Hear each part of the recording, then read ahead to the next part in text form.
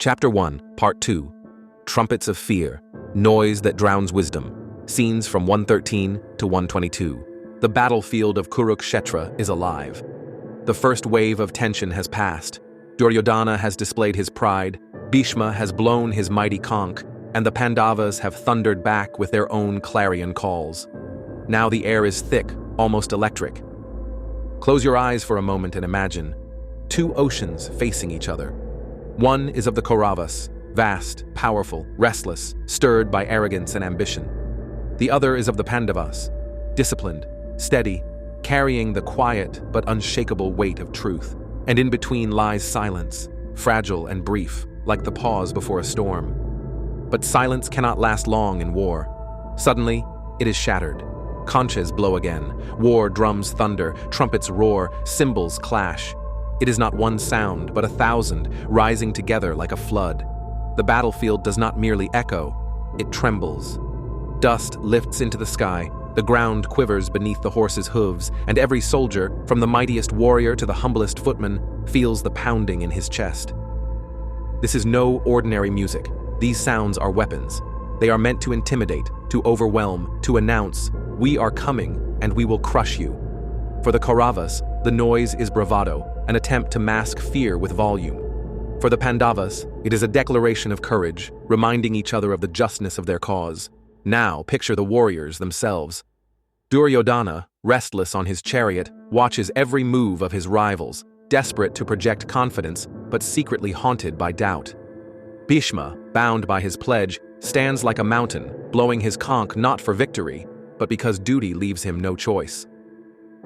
On the other side, Arjuna holds the mighty Gandhava bow, calm yet alert, while Krishna, the charioteer, surveys the field with eyes that see beyond time itself.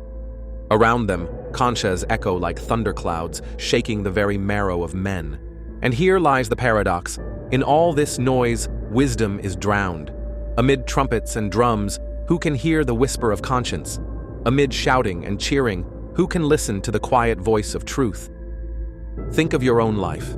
Have you ever felt like Kurukshetra, where the noise of opinions, media, pressure, and expectations drowns your inner voice?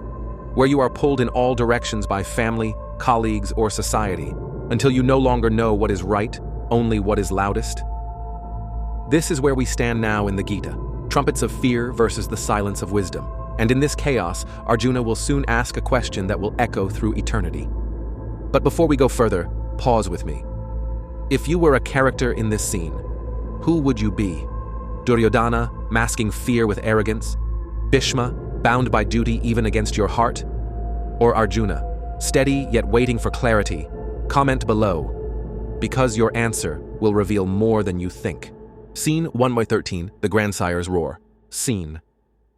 The silence of Kurukshetra breaks as Bhishma, the grandsire of both Kauravas and Pandavas, raises his conch. His white beard flows in the wind, his body armored yet heavy with vows. When he blows, the sound cuts across the battlefield like thunder across the sky, announcing that the war has truly begun. Every soldier looks to him, for his roar is not just sound, it is history, duty, and inevitability. Then, imagine this through Barbaric's eyes, the grandson of Bhima, destined never to fight but to witness the whole war. From his vantage, Bhishma's call is more than a horn. It is the heart of Dharma, bound to a throne he does not believe in, yet still must defend. Soldiers cheer, but deep inside, many tremble. For Bhishma's call is not of passion, but of fate. The roar says, "The dice are cast, there is no turning back." Now, how many times in our lives does a voice of authority, a boss, a parent, a leader, declare something that we know is flawed, yet we cannot defy? We follow out of loyalty, duty, or fear. Bhishma's roar lives in boardrooms, parliaments, and even households today, when the elder's word seals the path, even if hearts resist. Focus. True leadership is not just in being followed. It is in aligning your duty with truth. Ask yourself, when you roar in your life, as a parent, as a manager, as a guide, do you command loyalty out of respect, or merely out of your position? Scene 114, Duryodhana's drums of defiance. Scene. As Bhishma's conch fades, Duryodhana, restless and burning, orders the kettle drums, cymbals, and trumpets to explode across the battlefield. The Kaurava army, vast and glittering, responds in unison. Dust rises like a storm cloud. Horses rear, elephants trumpet, and soldiers scream their war cries. Duryodhana's pride swells. If Bhishma is the heart, he wants to be the voice of intimidation. Then, Barbrik's unseen gaze notices something strange. The louder the noise, the greater the trembling among common soldiers. Duryodhana's drums drown out wisdom. Fear hides beneath his theatrics. For what is noise but an attempt to silence doubt? Unlike Bhishma's conch, which carried dignity, Duryodhana's uproar is desperate. A man trying to convince himself he is in control. Now, how often does the world drown wisdom in noise? Social media trends, political rallies, corporate slogans, endless drums beating, louder and louder, so no one stops to think. Fear hides beneath volume. We too play these drums when we boast, exaggerate, or force our voice just to seem strong. But the louder we are, the more it betrays our inner emptiness. Focus. Don't let noise replace clarity. A calm whisper of truth is stronger than 1,000 empty slogans. Ask yourself, when I raise my voice, is it because my truth is strong, or because I fear silence will expose me? Scene 1.15, the Pandavas' Sacred Symphony. Scene. The reply comes from the Pandavas. Conches ring out one by one, each carrying its warrior's soul. Yudhishthira's Ananta Vijaya, steady, dharmic, calm. Bhima's Poundra, booming like thunder, shaking hearts. Arjuna's Devadatta, clear, sharp, a call to destiny. Nakula and Sahadeva's twin conches, gentle yet firm, the voice of unity. Their sound is not chaos, but harmony, a sacred symphony. Then, through Abhimanyu's youthful spirit, imagine him watching his father Arjuna raise Devadatta. His chest swells with pride. The conches of Pandavas are not meant to intimidate. They are prayers in sound. Every note carries intention, justice, faith, courage. Soldiers around them feel steadied, not shaken. Even the earth seems to pause to listen. Now, each of us has a conch. It may be our words, our actions, or our silence. When we speak, do our words create panic like Duryodhana's drums, or do they steady hearts like Yudhishthira's calm call? Your voice carries energy. It either heals or harms. Focus. Learn from the Pandavas. True strength does not scream, it resonates. Before you speak, ask yourself, am I adding to the noise of fear or creating music of meaning? Scene 1.16, Krishna's Panchajanya, the voice of eternity. Scene.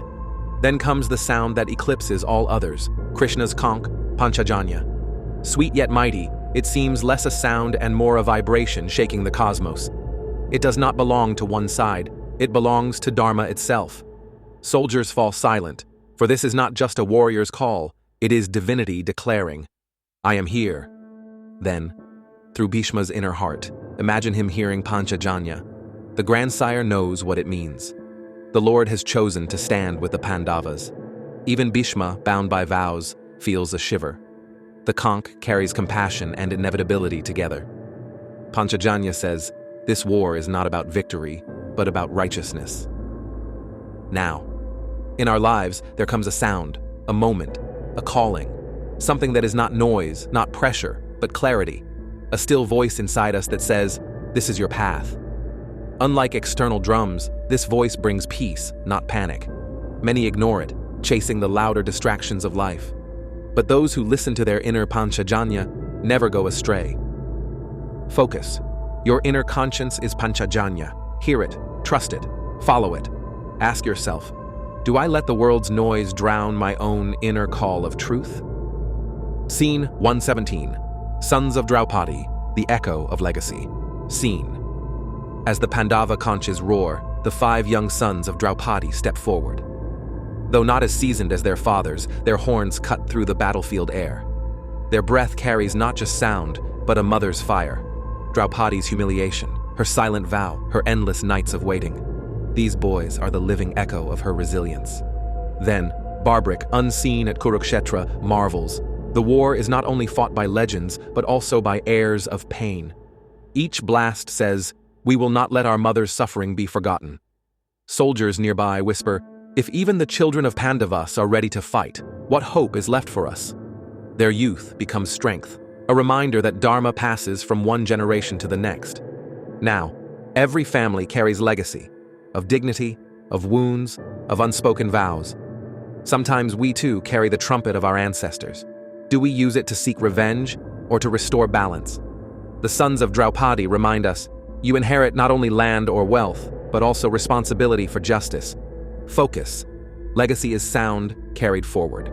Ask yourself, what echo will your children, students, or followers sound after you? Scene 118, Abhimanyu's Conch, the Song of Youthful Courage. Scene, Abhimanyu, son of Arjuna and Subhadra, raises his own conch. Its tone is different, sharp, fierce, but also innocent. He is barely a man, yet destiny has chosen him for the most tragic of heroics. His sound is not heavy like Bhima's or eternal like Krishna's. It is a flame, bright and brief, daring to light the sky even if it burns out. Then, through Krishna's eyes, the Lord looks at Abhimanyu and smiles with affection and sorrow. He knows this boy will shake the Kauravas, enter the Chakravyuha, and fall in martyrdom. Yet Abhimanyu's sound today is pure, free of doubt, free of fear, the call of unbroken courage. Soldiers feel it. This boy will fight like fire. Now, youth today carries Abhimanyu's conch. They leap without hesitation. They dream without boundaries. But often, their fire burns without guidance. Society must honor their courage, but also guard them from being sacrificed to others' ambitions. Abhimanyu teaches us both inspiration and caution. Bravery must be guided by wisdom. Focus. Protect the fire of youth, don't exploit it. Ask yourself, am I nurturing the Abhimanyus in my life, or pushing them toward destruction? Scene 119, Allies in Harmony, the Chorus of Unity. Scene. Then came the allies, kings and warriors who stood with Pandavas. Their conches rose like waves, not to outshine, but to blend. Drupada, the father of Draupadi, whose pride once clashed with Drona, now stood shoulder to shoulder with his sons-in-law. Virata, who once sheltered Pandavas in exile, lifted his horn in gratitude and loyalty. Sikandi, the warrior with a complex destiny, blew fiercely, his very existence a rebellion against injustice. Then, Barbaric notices the beauty of this chorus. It is not the power of one, but the harmony of many. None of these allies alone could match Bhishma or Drona, yet together their sounds formed a wall of solidarity. It was as though Dharma itself was saying, even the less powerful have a place in this great cause. Now, in our lives we too need allies, friends, mentors, colleagues, family, who blow their horns beside us when we face our wars. You may not always be Arjuna or Bhima, but when you stand beside someone in truth, your presence multiplies their strength. Focus. Never underestimate the chorus of unity. Ask yourself, am I standing as someone's ally or silently watching them fight alone? Scene 120, Arjuna's command, the seeker's request. Scene. Arjuna, the unrivaled archer, grips his Gandava and speaks to Krishna. Place my chariot between the two armies, so I may see who I must face. His voice is steady, but beneath it lies a storm, not just of arrows, but of emotions yet to come. This is the first time Arjuna, the hero of countless battles, shows a hesitation hidden behind formality. Then, Barbaric sees this moment as historic. The warrior who never questioned a battle is now pausing, not to boast, but to look. This is not weakness. This is awakening. In that request, Arjuna is no longer just a fighter. He becomes a witness. He seeks not blood, but clarity. Now, how often do we too rush into battles, arguments, decisions, careers, without first pausing to see? Arjuna teaches us that before every great action comes reflection. Asking to stand between is a call to perspective, to step out of blind momentum and actually view the field of life. Focus. Wisdom begins when you dare to pause.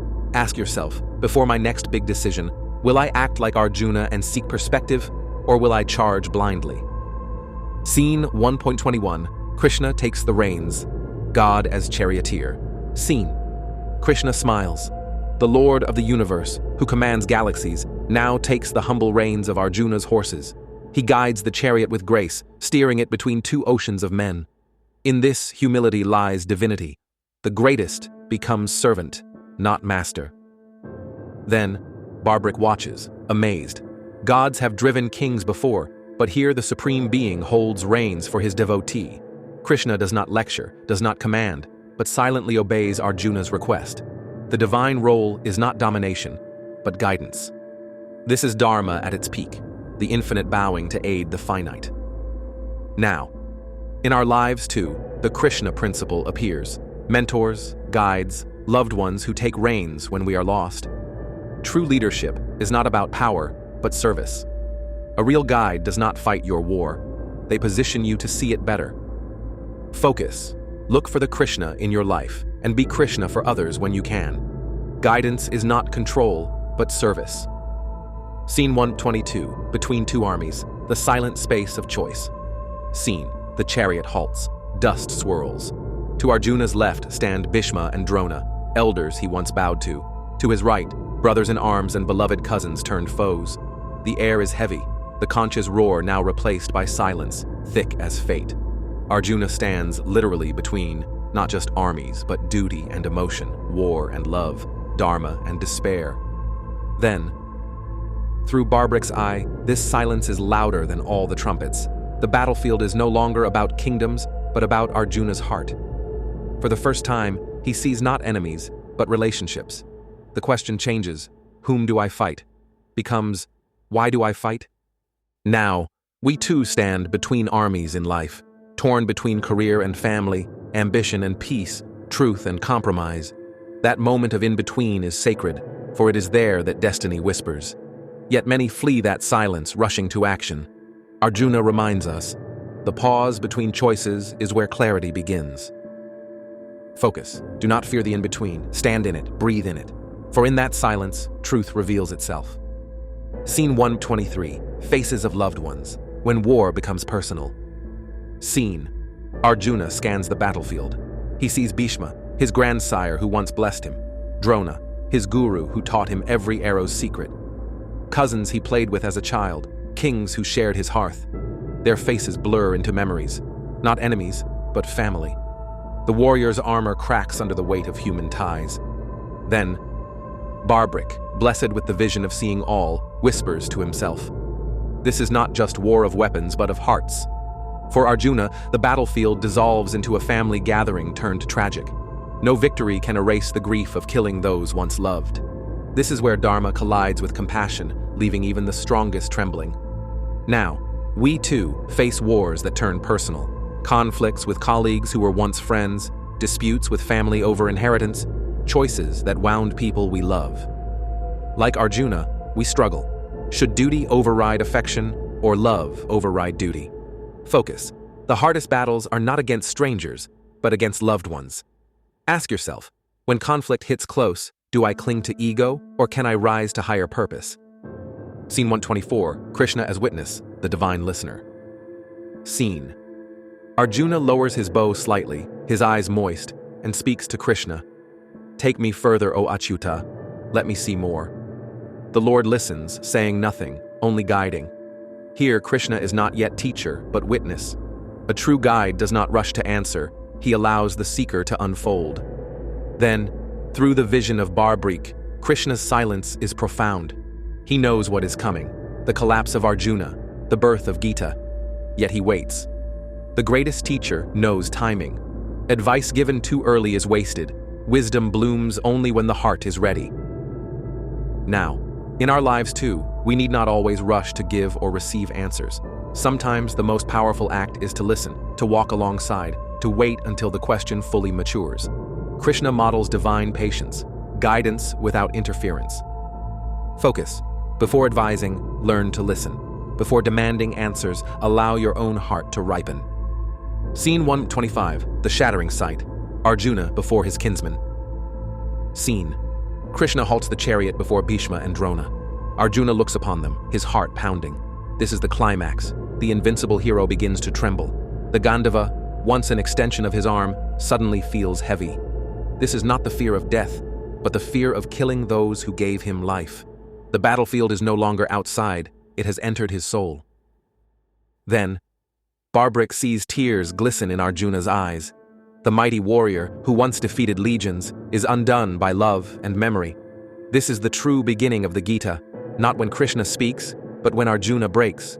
for only in brokenness can wisdom enter. Now, in our lives too, we meet moments that shatter us, when strength collapses, when success feels hollow, when choices feel unbearable. These are not endings, but openings. Like Arjuna, our trembling may be the threshold of transformation. Focus. Do not fear your breaking point. It may be the doorway to your greatest wisdom. Closing. The breaking point before wisdom. The dust of Kurukshetra hangs heavy in the air. 25 scenes have unfolded before us, each one like a heartbeat leading to this moment. The conches roared, the warriors trembled, and in that deafening noise, Arjuna, the unconquered hero, began to hear something far more terrifying, the whispers of his own heart. Then, from Barbrick's divine vision, this chapter does not look like the opening of a battle. It looks like the unmasking of a soul. Warriors stand ready with spears and bows, but it is Arjuna's silence that speaks the loudest. His request to Krishna, "Place me between the two armies," was not just a command, it was a confession. A confession that beneath the armor of duty, there still lives the tenderness of a son, a disciple, a brother. We saw him look upon Bhishma, his grandsire who once cradled him. We saw his eyes fall on Drona, his guru who blessed his bow. And in that moment, the battlefield dissolved into a family portrait painted in blood and duty. Arjuna's trembling was not weakness, it was humanity. Even the greatest warrior cannot escape the bonds of love. Now, and what of us? How many times do we stand at our own crossroads, torn between ambition and affection, between duty and compassion? How many times do we fight wars not against strangers, but against those we love, colleagues, friends, family? The world tells us to be strong, to never falter, but the Gita reminds us that even faltering can be sacred. For when the mighty Arjuna dropped his guard, he opened the door for Krishna's wisdom to enter.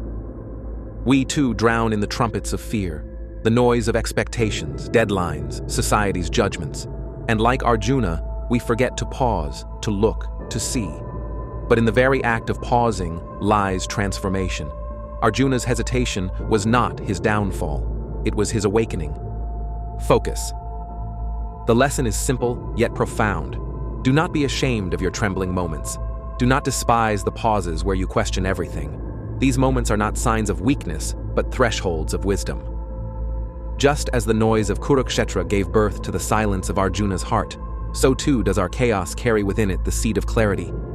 As this video closes, we leave Arjuna not in triumph, but in turmoil. The Gandava grows heavy in his hand, his eyes blur with tears, his voice cracks with despair. Yet do not mistake this as the end. It is the beginning. For only when the hero breaks can the guide speak. Only when Arjuna bends can Krishna rise.